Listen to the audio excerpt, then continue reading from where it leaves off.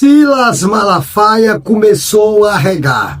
A gente já sabia, é um arregão como Bolsonaro, né? Só fala forte por trás, só fala forte quando não está presente, mas quando é pressionado vira um gatinho, é como o Bolsonaro. Parece que é o mal desses bolsonaristas radicais, porque o Silas Malafaia hoje está longe de ser um líder espiritual. Ele está longe de ser um líder evangélico. Essa é a minha opinião. Está longe. Na realidade, hoje, o Silas Malafaia, ele age como um agente político. E essa que é a verdade. Inclusive, esses áudios dele, que foram vazados pela Polícia Federal, por ordem do ministro, né? Claro, por ordem do ministro Alexandre de Moraes, os áudios dele que foram vazados, inclusive com xingamentos, com palavrões, demonstram que esse cara, de evangélico, de crente, de servo de Deus, ele não tem nada. Esse cara é uma verdadeira aberração para o cara que de fato é cristão.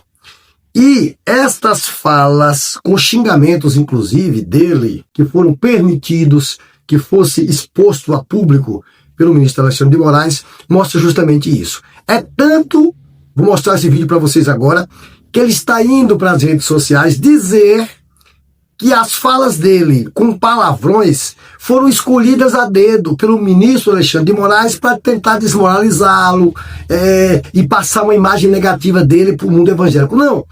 Não precisava o ministro Alexandre de Moraes fazer isso. Mesmo antes das suas falas nas redes sociais, todo mundo já sabia que o senhor não passa de um falso profeta. Só lembrando que eu fiz algumas mudanças no áudio do Malafaia aí, fiz algumas mudanças nas características do vídeo, porque o Malafaia, ele está processando alguns canais progressistas que usam a sua voz, querendo direitos autorais, inclusive a monetização desses canais. O meu canal, por exemplo, ele não é monetizado, mas vários canais aí, ele está ganhando por direitos autorais. Qualquer canal que usa a sua voz, ele está entrando com direitos autorais e ganhando a monetização desses canais. Descarado, cara.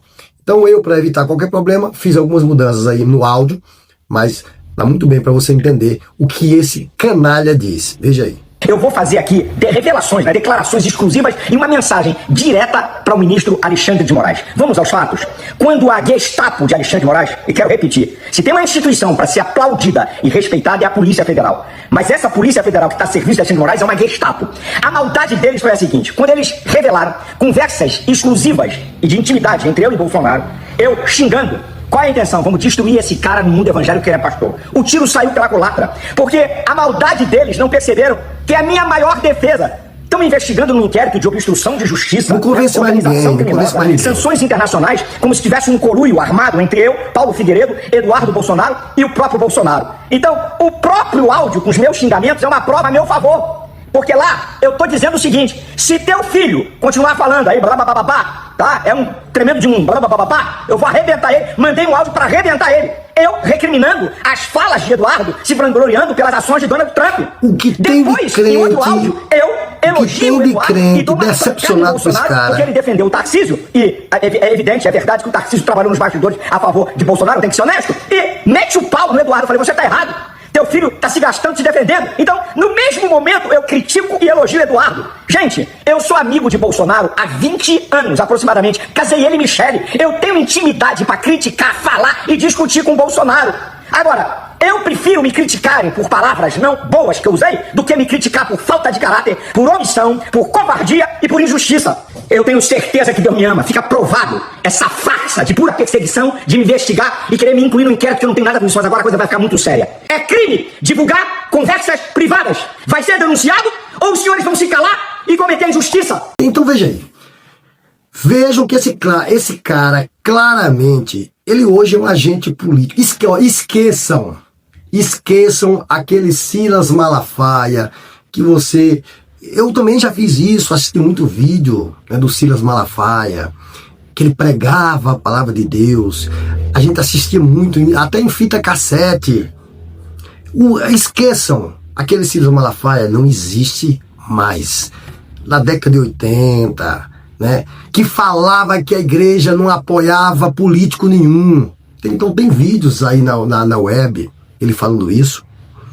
Agora esqueçam. O Silas Malafaia hoje é um verdadeiro pilantra, um bandido a serviço da extrema-direita, provocando ódio e dividindo esse país.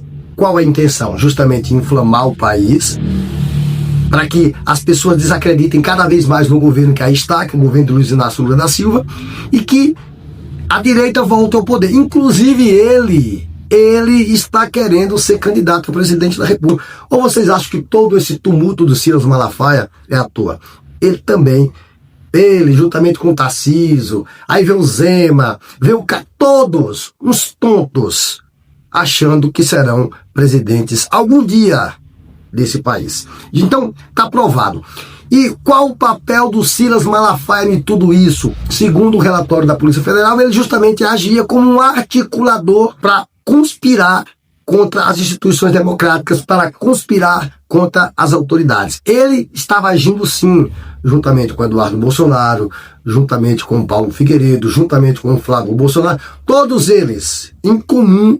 E o Silas Malafaia, ele tem uma grande influência sobre o mundo evangélico, então ele tenta persuadir essas pessoas de que o governo que está aí não presta, que o governo que está aí é antidemocrático, que o STF que está aí é antidemocrático e que precisa mudar tudo isso. E como vai mudar tudo isso? Que a direita volta ao poder. É isso que ele tenta passar.